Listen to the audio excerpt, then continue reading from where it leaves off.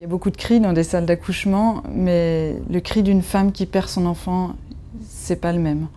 C'est pas le même.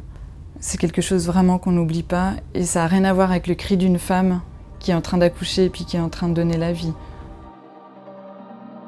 En salle d'accouchement, la vie et la mort se côtoient de manière très proche. La première fois que j'ai eu affaire à ce genre de situation, c'était pendant mes études. En salle d'accouchement, une maman qui avait perdu son bébé in utero. On n'a pas le choix en fait.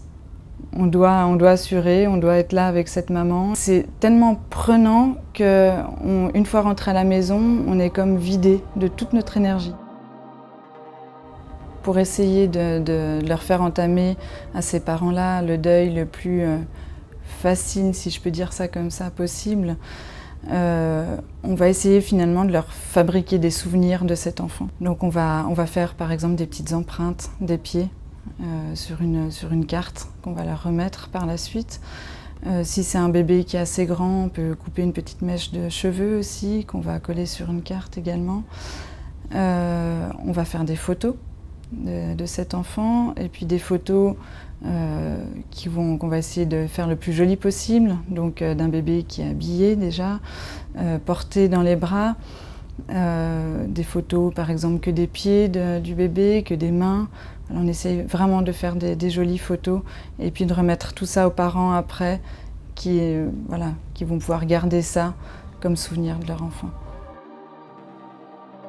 Beaucoup de parents ont peur de voir ce corps, ont peur d'être confrontés vraiment à la mort de leur enfant à ce moment-là.